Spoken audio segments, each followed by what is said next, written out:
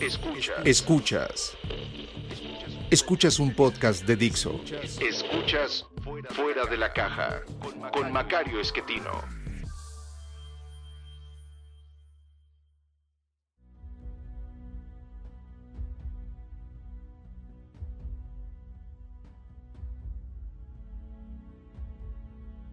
Bienvenidos, esto es Fuera de la Caja. Yo soy Macario Esquetino, le agradezco mucho que me escuche. Esta es la emisión número 83 de Fuera de la Caja y por ser emisión impar corresponde hablar de coyuntura. Y como hemos acostumbrado recientemente en las emisiones de coyuntura, les recuerdo en qué día estoy grabando porque pues por ser coyuntura precisamente tenemos variaciones significativas de un día a otro. Estoy grabando el 14 de abril.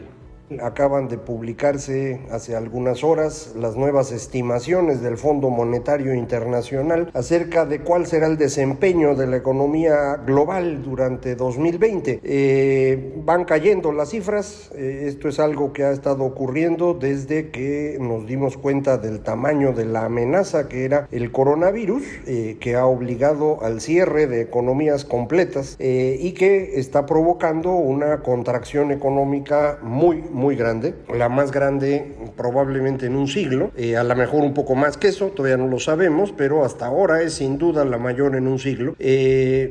La contracción esperada para este año en la economía global por el Fondo Monetario Internacional es de 3%. De ese tamaño será la contracción. Para que usted pueda poner una referencia, en 2009, este año de la gran crisis, la gran recesión, la contracción global fue 0.1%, es decir, hoy es 30 veces mayor. En buena medida esto es resultado de la diferencia en los países que están teniendo problemas. La gran recesión de 2008-2009 correspondió esencialmente a Estados Unidos, nos llevó a varios en el mismo camino, pero Europa no sufrió en 2009 una contracción, ellos la sufrieron en 2011.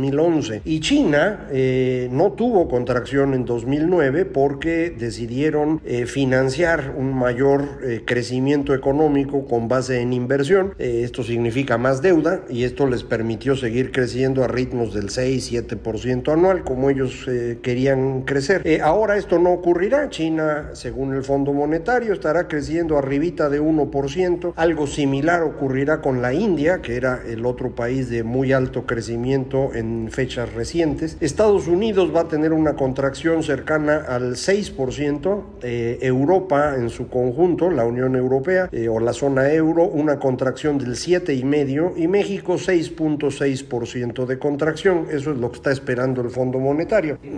Otra vez, cada cierto tiempo han estado teniendo que corregir las estimaciones porque la verdad es que nadie sabe cuánto tiempo puede durar la cuarentena o el distanciamiento social y de qué profundidad es esta contracción. Para que le quede a usted claro por qué no se puede medir bien, basta voltear a ver el mercado petrolero, en donde hemos tenido una caída cercana al 20% en el consumo de petróleo en el mundo. No hay muchos aviones volando en este momento, no hay muchos coches moviéndose, ni camiones, y esto significa un menor consumo de petróleo, dado que estábamos cercanos a 100 millones de barriles al día y hoy se están consumiendo menos de 80, pues entonces sobra petróleo y por eso la caída de precio que también usted ya sabe ha provocado el esfuerzo de los países exportadores por reducir su producción de manera ordenada para tratar de recuperar el precio. No han logrado mucho, en parte México colaboró en que no se lograra.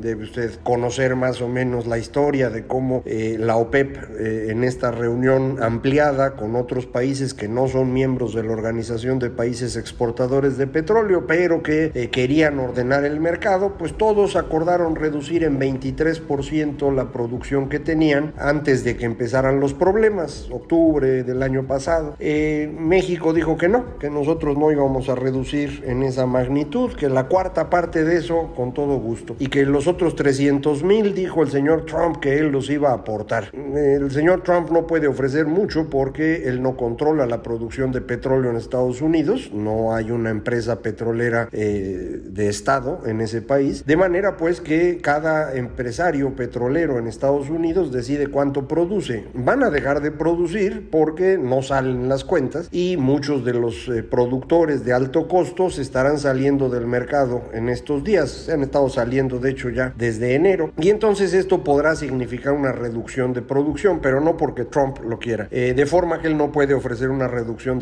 por parte de México. El que lo haya hecho ya implica un acercamiento del señor López Obrador con Donald Trump que a mí me parece poco aceptable. Nos quejamos mucho cuando Peña Nieto tuvo una reunión con Donald Trump durante la campaña porque se acusaba que con eso estábamos pues entregándonos a un candidato y a un candidato pues que era agresivo con México. Bueno, lo que ha pasado durante el gobierno de López Obrador es muchísimo más grave. Nos convertimos en el policía de la frontera estadounidense y ahora pues le debemos un favor con este anuncio de la reducción de producción de petróleo que ni siquiera se va a cumplir, pero que sí nos obliga con él. ¿Por qué hace esto el señor López Obrador? Habrá que preguntárselo a él, pero indudablemente es de las posturas menos nacionalistas que yo recuerdo en México en más de un siglo, parecidas a las de alguien que tenía un apellido parecido al suyo, que bueno, con él perdimos la mitad del territorio. Recordará a don Antonio López de Santa Anna. Ha de haber explicación para lo que hizo aquel señor y también ha de haber explicación para lo que hace el actual, pero yo no las conozco. En principio lo que tenemos enfrente, como decíamos, es una contracción general de la economía que está produciendo estos desequilibrios en mercados que luego llevan a estas decisiones políticas extrañísimas, pero el tema económico no lo podemos soslayar. Esta contracción de la economía, que insisto, el Fondo Monetario para el caso de México estima menos 6.6%, me sigue pareciendo muy optimista. Ya hay varias estimaciones más bien cercanas al menos 8% de distintas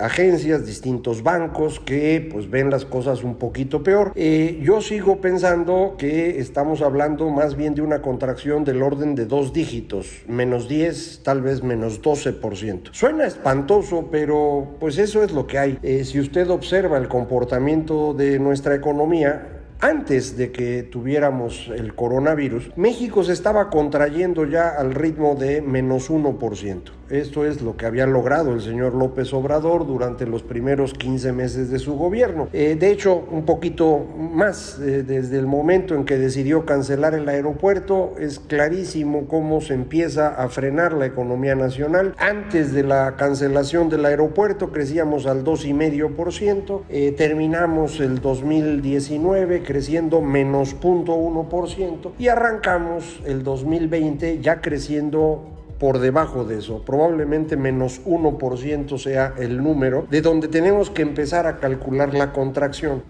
Si esta contracción fuese similar a la que sufrimos en 95 o la que sufrimos en 2009, que fueron prácticamente 10 puntos perdidos, estamos hablando de pasar de menos 1 a menos 11%. Por eso mi estimación de menos 10, menos 12% me parece muy razonable. A la hora que se va uno a los detalles, la cifra se sostiene. Por ejemplo, en el caso del turismo, recuerde usted que el turismo, incluyendo todas las cosas en esta cuenta satélite que calcula INEGI, en donde están no solo hoteles y restaurantes, también bares, centros de diversión, transporte terrestre, transporte aéreo, ventas de artesanías, todo lo que tiene que ver con turismo, eso representa 10 puntos del PIB. Y eso, durante marzo y abril, y probablemente más de la mitad de mayo, va a ser cero. Es decir, ahorita en abril prácticamente estamos en cero. No hay muchas corridas de camiones, no hay muchos vuelos. Las aerolíneas han reportado una contracción del 90% de sus ventas. La ocupación de hoteles, en particular en los grandes centros de turismo, pues estaban también por debajo de 10%. Incluso Acapulco, que digamos es una playa local que tiene mucho consumo consumo de turismo nacional, pues tampoco se pudo visitar durante Semana Santa, que es un momento importante para el turismo en ese lugar. Cero, no se podía. Entonces, cuando uno ve de esta manera las cosas, dice uno, bueno, de ese 10% que representa el turismo, supongamos que en estos 3 meses perdemos el 70%. Bueno, pues esos son 7 puntos del PIB. Ya que lo distribuye uno durante el año, dice uno, bueno, pues no va a estar tan grave. Pues dependerá de cómo se pueda recuperar. Y esta parte no la sabemos aún. No está claro que vayamos a pasar de esta contracción a una recuperación inmediata. Es muy probable que el turismo local sí se pueda recuperar con cierta rapidez, no por completo, pero con algo de rapidez. Pero el turismo internacional va a tardar más. No sabemos cómo va a reaccionar porque dependerá mucho de qué decidan los gobiernos en el momento que empiece a terminar la cuarentena. Puede ocurrir, por ejemplo, que el gobierno estadounidense diga no viajen a México porque ahí no se hicieron las cosas bien. No estoy queriendo hablar mal de lo que se está haciendo, es simplemente una cosa que ya se cree en Estados Unidos, que México no está haciendo las cosas como se deberían. Suponga que esta visión gana fuerza en Estados Unidos y el Departamento de Estado recomienda no visitar este país. Bueno, pues eso nos va a costar un montón y a lo mejor tarda un año en recuperarse. Producción de automóviles durante marzo ya cayó 25%. Es muy probable que durante abril la contracción sea casi del 100% y en mayo empezará la recuperación. ¿De qué va a depender eso? Pues de cuánto se pueda vender de autos en los mercados grandes, Estados Unidos en particular, también Europa. Todos los productores esperan una contracción en ventas del 10%, tal vez un poco más por ciento durante este año. Con estos nuevos cálculos del Fondo Monetario Internacional, pues yo pensaría que la caída de ventas de autos en Estados Unidos va a ser más marcada de lo que se pensaba originalmente. Así que bueno, pues esa parte de la industria mexicana, que es la que jala a la industria metalmecánica en general y a todo el textil que no es ropa, y aparte del plástico y el hule, pues se va a ver limitada. No vamos a tener un incremento en la producción industrial en términos de minería, porque esa es la producción de petróleo. De por sí no iba a haber, yo ya le había adelantado que Pemex no iba a poder incrementar su producción, pero ahora menos porque ya se comprometió a reducirla, aunque sea en 100,000 barriles. Eso de cualquier manera se va a notar en términos de producción. Entonces, cuando uno empieza a sumar todas las piezas, pues está clarito que la recuperación no va a ser nada sencilla. A mí me sigue preocupando más que la recuperación, la contención de la caída. Lo que estamos viendo en este momento en todo el mundo es que la cuarentena o el distanciamiento impiden la conexión entre oferta y demanda. Esto va dañando a la oferta, es decir, las empresas que no pueden vender, no les es fácil aguantar. Mucha gente cree que sería facilísimo que las empresas sigan pagando salarios mientras está la cuarentena porque pues ganan mucho dinero. Pues no crea usted que las empresas ganan tanto y tampoco alcanza para estar pagando nómina durante mucho tiempo. Pueden aguantar un mes, no lo dudo, y creo que muchas lo han hecho, pero no van a aguantar 2 meses con facilidad y seguro no aguantan 3. Y si usted cierra una empresa, pues no la puede volver a abrir al otro día nada más porque ya se recuperó. Tiene uno que volver a trabajar eso y tarda uno. Entonces, si usted deja que empiecen a quebrar las empresas, cuando quiera recuperar va a costar muchísimo trabajo. Esa es la razón por la cual los gobiernos en los países desarrollados implementaron de inmediato planes de rescate para impedir la quiebra de empresas. Dinamarca, Reino Unido, por ejemplo, empezaron a pagar los sueldos de los trabajadores en cierto porcentaje y hasta cierto nivel, pero esto le permite a las empresas aguantar más. En Francia lo que se hizo fue posponer cobro de impuestos y cobro de cuotas de seguridad social y apoyar en el pago de rentas y de intereses. Estados Unidos tiene un mecanismo similar, posponen cobro de impuestos, financian créditos accesibles y le mandan dinero directo a las personas. Todo esto no es para recuperar la economía, es para que la caída no sea tan brusca. Ya después se reactivará. ¿Cuándo? Pues cuando podamos. Y esa parte del cuando podamos es la que sigue sin estar clara. Creo que el Fondo Monetario Internacional reconoce con estos nuevos números que había esperado una recuperación más rápida y que pensaban que en abril ya podríamos empezar a mover la economía, y ahora se dan cuenta que no va a ser posible, que a lo mejor hay que esperarse a la mitad de mayo. Y una vez que estemos en la mitad de mayo, insisto, la recuperación será lenta, paulatina, no puede ser de inmediato. Piense usted que lo que estamos haciendo en este momento con la cuarentena o el distanciamiento social es evitar un mayor contagio en un momento ya de crisis. Es decir, ya tenemos muchísima gente enferma que está metiendo mucha presión en los recursos del sistema de salud, que no son infinitos, son pequeños. En el caso de México son muy pequeños. Entonces necesita uno que ese pico que se empezó a hacer se reduzca otra vez a niveles cercanos a lo que se tenía en enero o febrero, es decir, casi cero, y entonces puede uno empezar a reactivar la economía tratando de impedir un nuevo pico. ¿Cómo se impide este nuevo pico? Usando otras medidas que reducen el contagio. Por ejemplo, el uso de tapabocas, el uso masivo de pruebas, la reducción de la densidad en los lugares para evitar mayor contagio y el seguimiento de los casos. Son las 4 medidas que se han utilizado con éxito en Corea del Sur,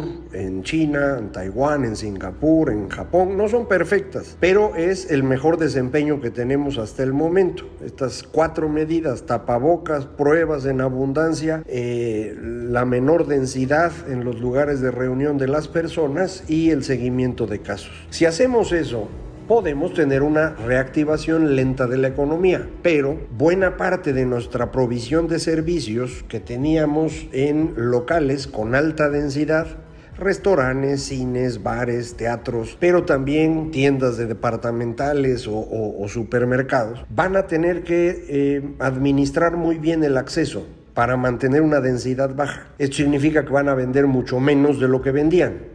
No es como para que quiebren, pero tampoco es una maravilla. De forma pues que lo que necesitamos es pensar que la reactivación va a ser más o menos lenta. Puede ser exitosa, pero lenta. Y esto implica que durante 2021 el crecimiento de las economías no va a ser tan grande como muchos habían pensado. Es decir, esta crisis en forma de V chica, donde hay una caída muy pronunciada y una recuperación igualmente rápida, eso ya no pasó. Vamos a tener una caída, una recuperación un poco menos rápida y que no va a llegar al mismo nivel del inicio. ¿Recuerda usted que yo le había comentado que tendría una forma como de V chica o V de vaca, pues, o V como le dicen ahora, pero manuscrita, en donde el final termina abajo de donde inició la letra? Bueno, pues eso es lo que ya el fondo reconoce que así será. De manera que México entre 2020 y 2021 pues debe perder 2 o 3 puntos del PIB, tal vez un poquito más. Si eso lo suma usted al -1 que ya traíamos, el primer trienio del señor López Obrador, como ya habíamos comentado aquí, tendrá una tasa de crecimiento promedio anual de -1,5. O sea que olvídese de tener un gran crecimiento en el sexenio. Es simplemente imposible. El señor incluso ofreció hace unos días que generaría 2 millones de empleos. No tiene idea de lo que dice. Nunca México ha generado 2 millones de empleos en 9 meses. No lo va a hacer hoy. Lo más que hemos logrado en ese periodo, si no me equivoco, ronda los 800,000. Pero ahorita no vamos a generar ni uno solo. De hecho, estamos perdiéndolos. Y vamos a seguirlos perdiendo hasta que pueda darse la reactivación, e insistiría yo, con una reactivación lenta. ¿De qué se trataría hoy? De evitar que se pierdan los empleos. ¿Y cómo le haces para evitar que se pierdan los empleos? Bueno, pues en el lado formal se puede. Están en el Seguro Social, sabemos quiénes son, sabemos qué empresas son las que tienen a estos trabajadores, tenemos sus nombres y direcciones, están todas registradas en el IMSS. Bastaría que el Seguro Social pospusiera el cobro de sus cuotas durante unos meses, lo mismo que el Infonavit, y que el gobierno pospusiera el cobro de impuestos sobre la renta. Bueno, pues no lo quieren hacer. El Seguro Social acaba de anunciar que el que no quiera pagar ahorita lo puede hacer en un plazo de 24 o 48 meses al 1.82% de interés mensual. Esto es un insulto. De hecho, ya está en los reglamentos del seguro. No anunciaron nada nuevo. Pero nadie puede pagar esa tasa ahorita. Ese es precisamente el problema. Lo que necesitamos es paciencia durante 3 meses, un esfuerzo del gobierno durante 3 meses, para que con eso las empresas puedan sobrevivir y dentro de 3 meses empezar a pagar paulatinamente lo que dejaron de pagar en este lapso. No hay que regalarle nada a nadie, hay que darles tiempo. Si eso el gobierno no lo entiende, la destrucción de capacidad productiva puede ser tan grande que la recuperación no sea posible. Y entonces el menos 12% resulte una cifra optimista. Otra vez aquí amargándole la vida, pero yo qué culpa tengo, yo nomás le platico lo que hay. Muchísimas gracias por escucharme. Recuerde, para comunicarse conmigo, Macario MX, Twitter @Macario MX, página electrónica www.macario.mx, correo electrónico macario@macario.mx. Muchísimas gracias, esto fue Fuera de la Caja.